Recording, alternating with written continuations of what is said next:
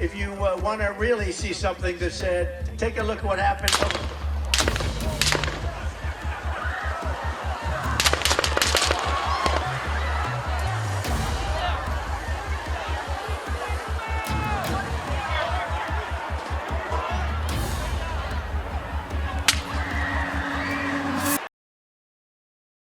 Gunshots, blood, and chaos. A crowd shudders at the sound of loud bangs in the middle of Donald Trump's speech, who quickly puts his hand to his injured ear. In a split second, he understands that he is the target of an assassin, and death is stalking him. Screams erupt from all sides as Secret Service agents arrive to cover the former U.S. president with their own bodies. More shots ring out in the distance, but the burst of bullets misses its target, and the shooter is hit by security forces' snipers. This attempted murder adds to a long list of American political violence and raises countless questions. But one idea looms over all the others. If a figure who has as many enemies as Trump returns to the presidency, what would happen if he is assassinated?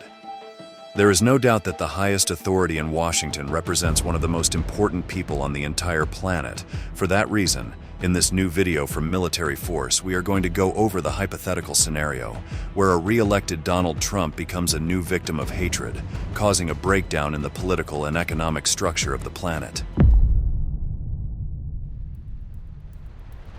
What if the president dies in the strike and before we've made a counterattack?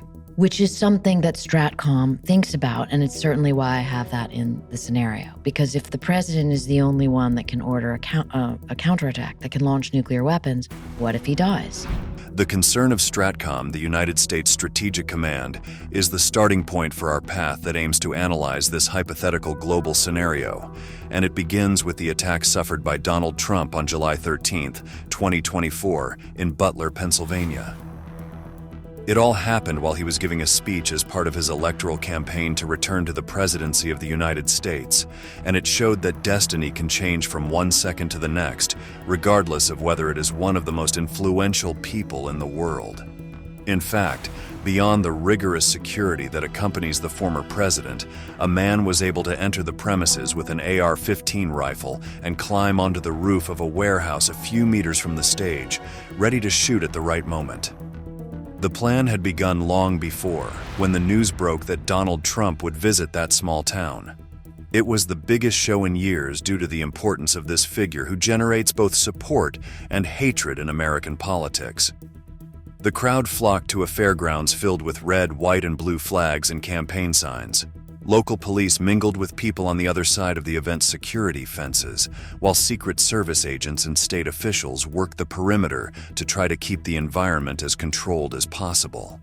In fact, snipers had even joined in on the terrace of a building near the stage where the Republican candidate would be located. However, all this control did not wait for Thomas Crooks, a 20-year-old who had disappeared from his home, worrying his parents Matthew and Mary, who filed a complaint with the authorities to try to find his whereabouts. What the family did not know was that their son planned to go down in the history of his country, joining the list of famous assassins who were responsible for assassinations on American soil. The young man was smart enough to park his truck on Lawrence Avenue, avoiding the police and Secret Service agents during the checks. He then made his way to the strategic point chosen for his plan, climbed a ladder, and waited patiently for his moment. There are three important structures or buildings we need to understand. This is the Trump stage, and just above him is the audience section where a selected number of people is seated. This structure is also very important as it is where the Secret Service personnel are located and snipers are positioned. Finally, we have this building where the shooter set up his sniper location. A quick note, the distance from the shooter Thomas Crook, the Trump stage, is around 137 meters. While Crooks encountered no resistance during his journey to the building, he had unwittingly drawn the attention of authorities. The young man had scouted the area using a drone before the political event, but despite being identified as a person of interest, it was ruled out that the device was used to analyze the space and commit a crime. However, half an hour before the attack, a SWAT team located outside the perimeter had also reported a young man looking at a roof. An officer took a photo and radioed the others that the man was using a rangefinder, a device used by hunters to measure the distance to a target. Although no one was able to see a weapon, there was criticism of the actions of the security agents since several alarms had been dismissed that would have required further investigation into the shooter, who was now on a building and about 140 meters from Trump, with his rifle loaded for action. There he is right there. There were early warnings to police. A Secret Service sniper team abruptly changing position. A sudden panic. And then, Take a look at what happened. multiple gunshots fired at the former president. A bullet passing right by his head. One person was killed, 2 more were injured. Some spectators at the event say that in the moments before the shooting, they saw Crooks with his gun pointed in the direction of the stage and quickly warned some police officers they found near his position. However, either because the message did not reach the Secret Service snipers in time, or because they did not have authorization to shoot before the attacker, the young shooter was able to carry out his plan.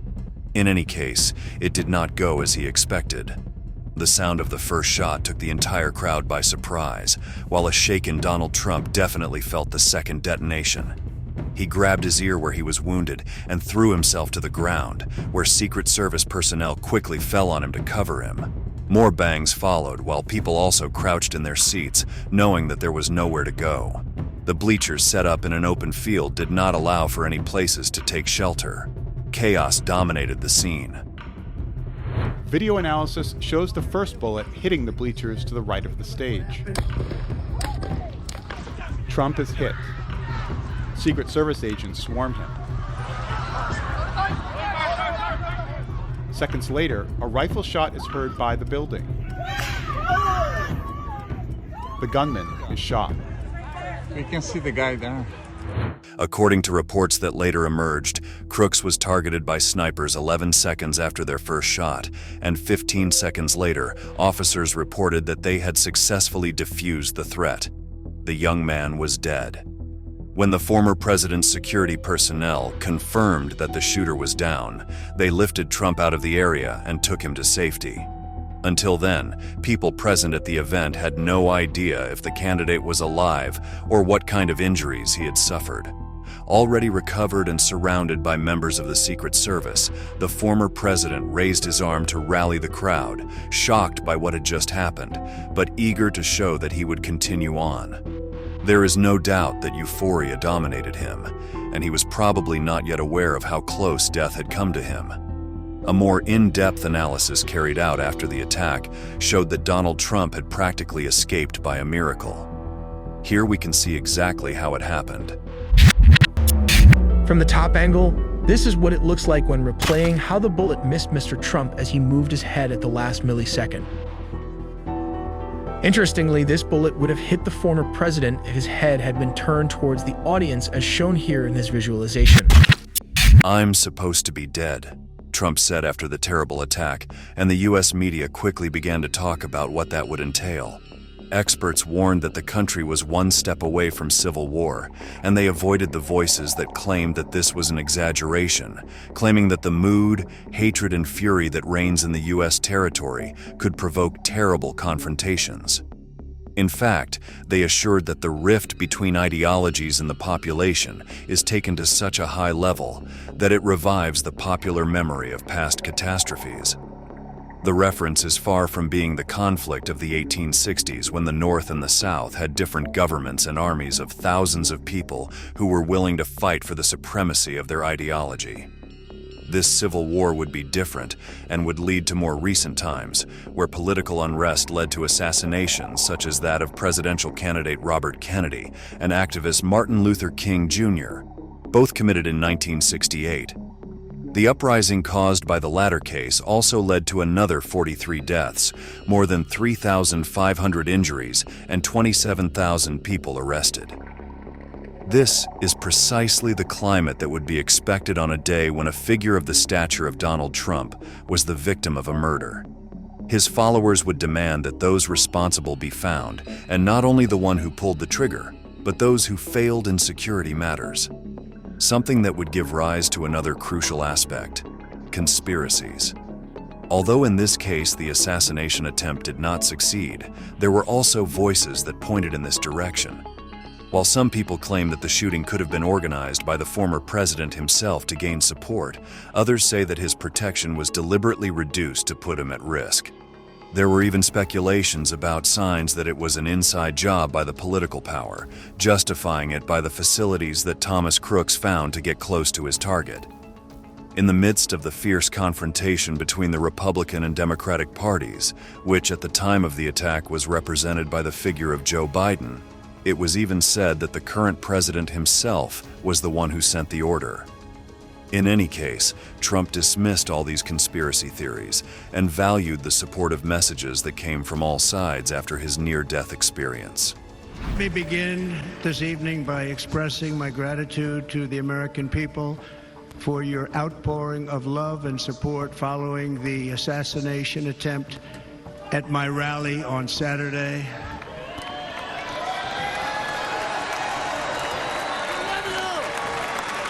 As you already know, the assassin's bullet came within a quarter of an inch of taking my life. Now it is time to build the hypothesis that we have proposed, and for that we must pose the following scenario. Donald Trump continues his race for the presidency, and with a growth in his image after having overcome the assassination attempt and continuing to bet on the country, he wins the elections. His victory allows him to return to the Oval Office of the White House, and he is again President of the United States of America. But that is not all. A new attack falls on him, and this time he does not have the same luck. What would happen to the North American nation and the rest of the world?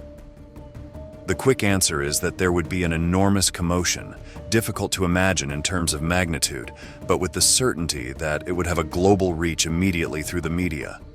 There would be intense coverage of the event, investigating the circumstances of the assassination and analyzing its implications. This narrative would be very important due to the influence that the media apparatus has on public opinion, quickly altering the perception of security, political stability, and the new administration of Uncle Sam's country. On the other hand, these last points would be among the first to be resolved by the authorities, since a transition of power would have to be carried out immediately in order to determine who would be the new person in charge of guiding the destiny of the world's greatest power. Here the rules are clear, since the United States Constitution contemplates a law that marks the line of succession in the event that the president dies or is unable to continue in office. The first person chosen for the challenge is the vice president, who would assume the task as soon as possible within the framework of a crucial process to keep the government running. Then, with less haste, the new president should nominate someone for his old position, who would need to be endorsed by both chambers of Congress. Finally, the legislative aspect could require reforms in this succession process, depending on the circumstances of the assassination and the political division that the country suffers at that precise moment, although such an event would have the capacity to bring the parties together and end many of their differences. There's no place in America for this kind of violence. It's sick. It's sick. It's one of the reasons why we have to unite this country. We cannot allow for this to be happening. We cannot be like this. We cannot condone this. Another point that could be subject to change after Trump's death as president would be the security measures to protect national leaders. The decision on this would be based on the criminal investigation led by the FBI and other agencies, charged with finding and identifying the culprit or culprits of the murder. This would involve reviewing evidence, interviewing witnesses, and examining possible connections with foreign extremist groups. In any case, the fact itself would be enough to intensify the operations that accompany the country's authorities, reinforce critical infrastructures, and pay special attention to public events, with more personnel and more exhaustive reviews. As we mentioned above, the death of an American president could practically become a civil war, so security agencies should also be attentive to the evaluation of potential threats, including attacks or riots that could be instigated by the murder. But what would happen if that conflict were not only within the country's borders? It is true that Washington has many allies who would lend their support, just as Ukrainian President Vladimir Zelensky did when Trump was shot. An attempt on the life of Donald Trump, an appalling crime. one that can only be condemned and which shows how serious the global challenges to democracy are right now. Violence in any form and anywhere must never prevail. I am confident that America will rise to the challenge. However, beyond the nations that will seek to be on their side, the Americans also have powerful enemies that could take advantage of the destabilization of the country. Probably the most interested in the benefits that the situation would offer would be two powers such as Russia and China, ready to reevaluate their geopolitical strategies to gain from any perceived hesitation or weakness in U.S. foreign policy. This could involve several key points, starting with expanding influence in regions such as Eastern Europe or the Indo-Pacific. In this way, Washington's interests could be challenged, and its response could be expected to determine its conditions.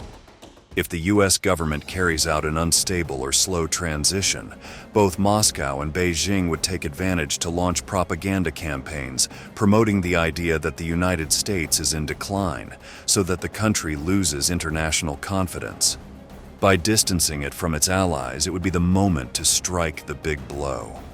The Russians and Chinese would increase their military activity in their areas of interest, such as Taiwan in the case of the Asians. In this way, they could demonstrate their power and measure the American response. If the chaos caused on American soil by the president's death does not allow the nation to dispel these threats on the other side of the world, it will be time for the next step. Military maneuvers would begin to take place near the borders of the United States to measure its weaknesses in defense strategy, which would cause an escalation in tensions. In the event that the Americans were cornered by the tactics of their enemies, they could respond with force and unleash a brutal global war. The scope of this would be difficult to measure, but it is likely that a new actor is waiting for that moment to enter into action. We are talking about North Korea, one of the greatest detractors of American ideology and owner of a challenging nuclear power.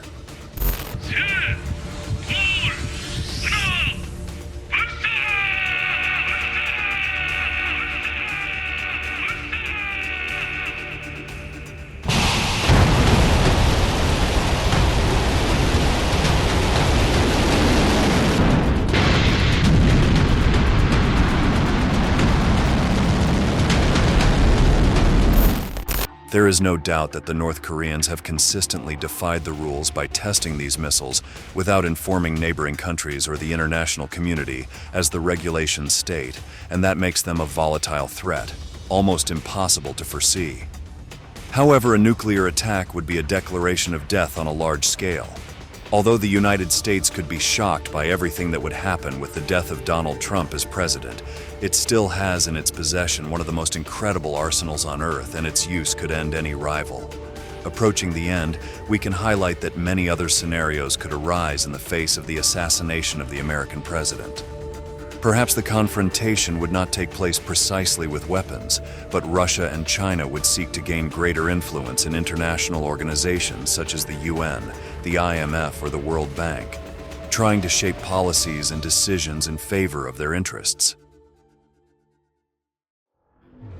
Meanwhile, the instability of the American markets due to the death of their president would leave citizens battered, generating in turn a profound impact on foreign trade and international relations. That is to say, Russia and China as rival powers could try to take advantage of the instability resulting from the assassination of Donald Trump to advance their own plans in different areas. Their actions could range from the intensification of military activities to the opportunity to influence the rest of the planet. However, they would also have to carefully manage the risk of an escalation of conflicts and the possible and lethal American responses. In any case, any conjecture is simply hypothetical, and if there is a country that knows how to deal with the death of a president, it is the United States. The assassination attempt allowed Trump to join a not-so-exclusive club of presidents, former presidents, and candidates who throughout history have been protagonists of similar events, in which they were targeted by bullets. Of the 46 people who have held the highest office in the country, 4 have been assassinated while in office. The assassination of Abraham Lincoln in 1865 and that of John F. Kennedy in 1963 are key moments in American history. However, although less remembered, there are also the murders of James Garfield in 1881 and William McKinley in 1901, the latter being the trigger for the Secret Service to be entrusted with the task of providing full-time protection to the presidents. Other attacks were not fatal, but threatened the lives of figures such as Franklin D. Roosevelt, Gerald Ford, Theodore Roosevelt, and Ronald Reagan. Each of the acts has moved the nation, and far from seeming to weaken it, has shaped its personality as a global power capable of facing any challenge. Now, after going through the possible scenarios for an assassination like this, the time has come to say goodbye. But first, we would like to know your opinion. Do you think that if Donald Trump returns to the presidency, he could again be the target of an assassination attempt? And how do you think that would affect the world? Leave us your answer below. Thank you very much for having accompanied us until the end. We look forward to seeing you again in the next military force video.